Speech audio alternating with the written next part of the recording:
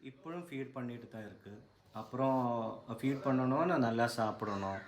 அந்த டைமில் வந்து நம்மளோட உடம்பு எப்படி இருக்கும், மற்றதுக்கு பார்க்குறதுக்கு எப்படி இருக்கணும், அதெல்லாம் யாரும் யோசிக்காது. ஏது அம்மாவும் யோசிக்காது. அவருக்கு வந்து அந்த டைமில் நம்ம புள்ள தான் முக்கியம். நாம் சாப்பிட்டா தான் அதுக்கும் அதிலிருந்து கிடைக்கும். அந்த மாதிரி தான். இதெல்லாம் நீங்கள் ஒன்று பண்ணுங்க, உங்களோட அம்மாக்கிட்ட கேளுங்க. உங்களை டெலிவரி பண்ணதுக்கப்புறம் ஒரு இல்லை அம்மாக்கிட்ட கேட்க வேண்டாம். அம்மாவோட ஃப்ரெண்ட்ஸு இல்லைன்னா ஆமா இவங்க இவங்க சொன்ன மாதிரி நீங்களும் ரிலேட்டிவ்ஸு உங்கள் அப்பா அவர்கிட்ட கேளுங்க. உன்னை டெலிவரி பண்ணதுக்கப்புறம் உன்னோட அம்மா எப்படி இருந்தது, ஃபுட்பால் மாதிரி இருந்ததா இல்லை இந்த ஸ்டெம்பு மாதிரி இருந்ததா, அந்த மாதிரி கேளுங்க. ஆமா ஏன்னா இதெல்லாமே பாடி ஷேமிங் தான். இப்போ ஓவர் ஆக்டிங் அந்த ஆக்டிங் எல்லாம் நீங்க சொல்லுங்க, ஒரு பிரச்சனையும் இல்லை. உங்க ஒப்பீனியன் அது ஒப்பீனியன் தான். இப்போ என்ன பாருங்க, எனக்கு நடிக்கவே தெரியாது. ஆனால் நான் வந்து ஒரு ப்ராப்பர்ட்டி மாதிரி தான் இதில் வந்துட்டு இருக்கு. அதுக்கு என்ன கமெண்ட் போட்டாலும் பிரச்சனையே இல்லை. ஆனால் பாடி ஷேமிங் எதுக்கு பண்ணணும்? அதுவும் வந்து ஒரு அம்மாவை பார்த்து 3 குழந்தைய பெற்றிருக்கு. அவர் வந்து இப்போவும் இதெல்லாம் பண்ணிட்டு இருக்கு. இந்த பாடி ஷேமிங் தப்பு, பெரிய தப்பு. ஆமா இவர் வந்துட்டு அப்புறம் நீங்க எப்படி இருக்குன்னு நமக்கு தெரியவே தெரியும். போட்டோ கூட இல்ல. அதான் நீங்க ஒண்ணு பண்ணுங்க, உங்களோட சூப்பரான ஒரு போட்டோ போடுங்க.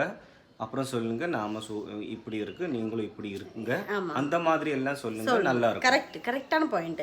அப்புறம் இவர் சொன்னது வந்துட்டு என்னோட ரீல்ஸ் 5-6 பேருக்கு அனுப்ப சொல்லியிருக்காரு. நீங்க ஒன்று பண்ணுங்க, உங்க கமெண்ட்டை உங்க ஃபேமிலியில் இருக்கிற பொண்ணுங்கள், ஸ்திரீகள், பெண்கள் அவங்களுக்கு அனுப்புங்க.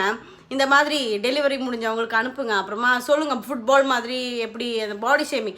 ஆனால் இதில் நான் இப்போ எடுத்து நடுவில் சொல்ல வேண்டிய விஷயம், இதில் எனக்கு சப்போர்ட் பண்ணி அந்த கமெண்ட்டுக்கு ரிப்ளை பண்ணியிருக்க நிறைய மக்கள் இருக்காங்க. அவங்களுக்கு எல்லாருக்குமே நன்றி நன்றி நன்றி.